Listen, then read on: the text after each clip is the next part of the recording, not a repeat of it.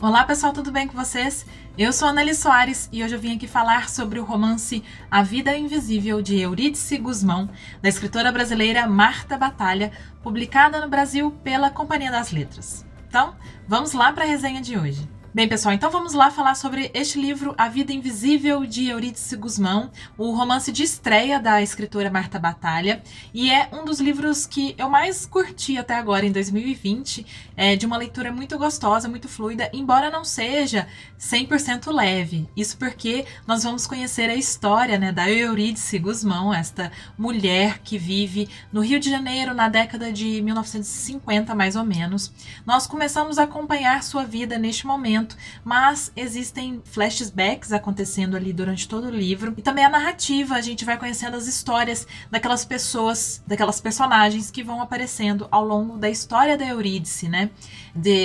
Da sua irmã principalmente, e de outros vizinhos e outras pessoas que aparecem. Então é muito interessante a escrita da Marta Batalha, eu gostei bastante de como ela consegue explorar de maneira curiosa, sabe, algum detalhe da história que puxa para ela contar, né, a história daquela personagem X ou Y. Mas, acompanhando a vida da Eurídice, né, falando sobre Eurídice, nós podemos entender ser uma história das mulheres, né, do Brasil, eu acho que do mundo, podemos dizer assim, essas mulheres de vida invisível.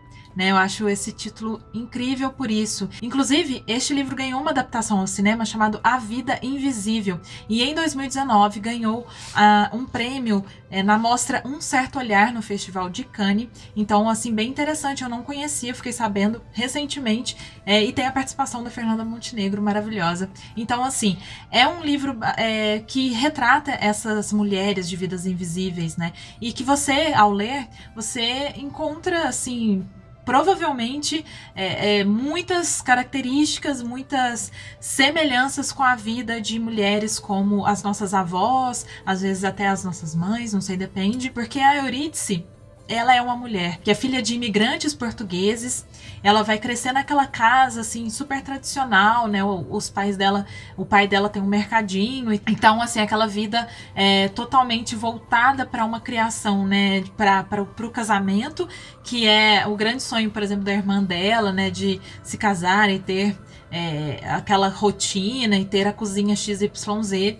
Mas a Eurídice, a gente vai entendendo, né, no fluir da trama, que ela tem outros sonhos, que ela é uma mulher que, sabe, que tem uma curiosidade de mundo, sabe, ela gostaria de viver de experiências, de conhecer outras coisas.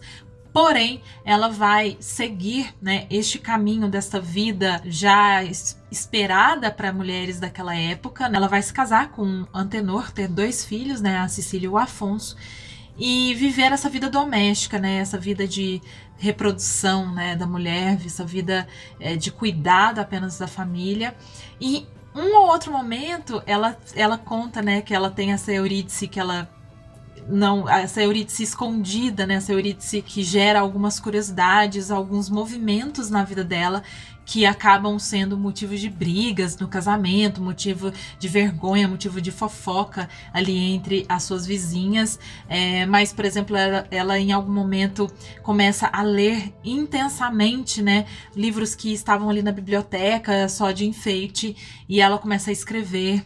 Outro momento ela decide costurar, e aí ela começa a atender muitas mulheres que se interessam pelas suas criações, né? Então, assim, você vê que a Eurídice é uma mulher muito interessada, assim, ela tem um potencial. Tem um momento ali da cozinha que ela começa a criar receitas e, sabe, fazer coisas diferentes daquele arroz e feijão, né, diário.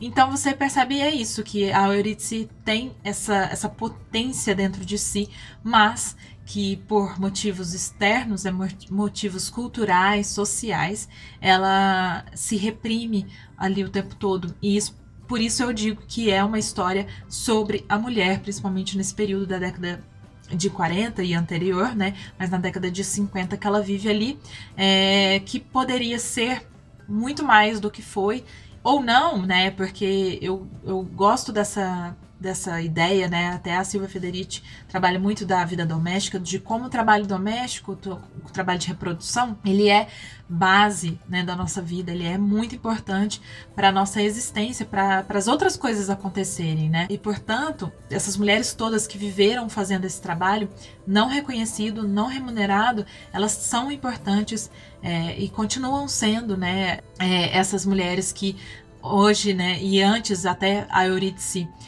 tem, né, essa presença de empregadas ali da casa, mesmo quando o trabalho de reprodução ele é terceirizado, a gente vê que como ele é importante. Uma questão que eu gostaria muito de falar sobre o livro, que eu procurei, não vi nada do tipo, mas eu acho legal a gente falar, é que em diversos momentos, né, dessa história da Eurídice, nós vemos atrás da Eurídice essas mulheres mais invisibilizadas ainda do que a própria Eurídice, que são as mulheres negras, né? Em muitos momentos, inclusive a narradora fala, agora eu não me lembro o nome das personagens, né? Que são várias mulheres que aparecem nesse apoio para que Eurídice leve essa vida da dona de casa, né? Da mulher do lar, né?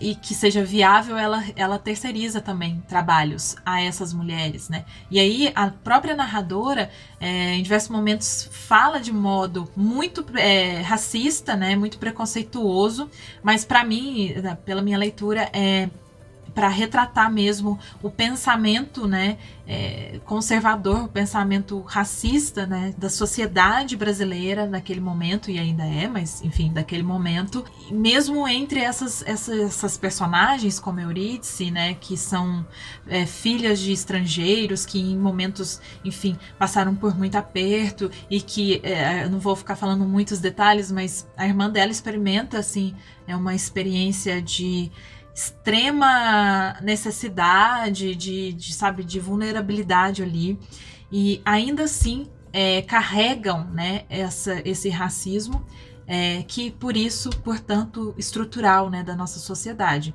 E a narradora, ela cita, né, aquela empregada ou aquela ajudante da Eurídice e começa a explorar, né, a vida dela, assim, de como os filhos dela estão descuidados porque ela tem que ajudar a Eurídice a cuidar dos filhos ou a limpar a casa, mas não é o momento da história da Rosa, não lembro direito o nome dessas personagens secundárias, mas não é o momento dela, vamos voltar, tipo assim, então, isso me fez pensar muito, né, isso pensando como feminista, pensando como mulher, de como que nós temos batalhas durante toda a história, né, para conquistas de direitos básicos, né, inclusive esse direito de ter o trabalho remunerado, e também eu acho que é uma luta que a gente precisa ainda ter dessa remuneração, dessa valorização do trabalho doméstico, mas ainda existem mulheres ainda mais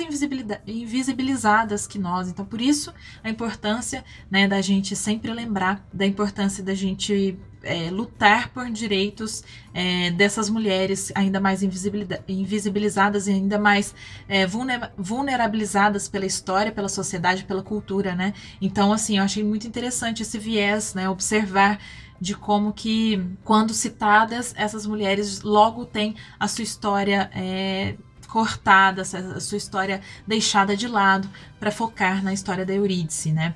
E é um livro, assim, muito delicioso, gente, eu amei. Eu não tô mostrando para vocês devem ter reparado, né? Porque eu sempre fico segurando o livro, mas é porque eu ouvi esse livro, né? Eu ouvi pela plataforma da Outbooks. E então, é um livro que eu recomendo muito para vocês. É um livro brasileiro contemporâneo, né? Foi publicado em 2016 e me encantou, de verdade. Eu já tinha ouvido falar muito dele nas redes sociais, em outras páginas de bookstagrammers, né? E booktubers. E me gerou muita curiosidade até esse momento que eu finalmente li. E gostei muito mesmo de tudo isso, porque, como eu já falei diversas vezes aqui, eu gosto muito de livros, de obras artísticas de modo geral, que miram para essas vidas invisíveis, para essas personagens comuns, para essas personagens que vivem algo que a gente chama de ordinário, mas que podem ser, quando olhadas com sensibilidade, com cuidado, com criticidade, podem ser grandes personagens, né, da literatura. Então, gostei muito, recomendo demais. Espero que vocês tenham sentido um gostinho aqui nessa resenha, uma resenha curta, mas porque também não quero ficar dando muitos detalhes das histórias para não estragar. E também porque é o tipo de leitura que eu considero que seja interessante principalmente pela escrita, né? E de como que a Marta Batalha vai costurando, né, essas histórias todas do passado, desse presente, de outros passados, né? Das personagens todas que vão cercando essa história. E é isso, assim, a gente pensar e repensar a vida que essas mulheres, né, tiveram. Eu penso muito sobre isso, né? Quem minha avó seria se ela não tivesse nascido naquele momento? Se minha avó nascesse hoje ou nascesse já no período que eu nasci, enfim, quem ela seria, quem ela se tornaria, o que ela faria? Ela continuaria sendo uma trabalhadora doméstica, né? Ou não? O que ela faria? Será que passou isso na cabeça delas, né? Das minhas avós ou das minhas bisavós, ou sei lá. E então, tem uma história muito pessoal, assim, muito legal, que minha mãe sempre me conta sobre a minha bisavó materna, a Maria Augusta, que ela tinha um sonho de fazer medicina, assim, ela gostava muito, e ela sempre contava isso pra minha mãe, sabe, que ela queria muito ter estudado, né, ter feito esse curso, e ela era assim, ficava nessas receitas caseiras, né, que, enfim, as mulheres tiveram um domínio ainda maior, né, em outros períodos da história. E é isso, gente, a resenha acabou, mas eu peço pra você que continuou aqui comigo, que está comigo até agora, pra você não se esquecer, por favor, de curtir esse vídeo, que me ajuda bastante, e quem sabe compartilhar com amigos que gostem, né, de literatura nacional. Aqui no meu canal eu faço várias resenhas, inclusive tem playlists diversas da Clarice Lispector, do Carlos Drummond de Andrade, uma playlist só para literatura brasileira. E é isso. Vejo você no próximo vídeo, um beijo grande e até!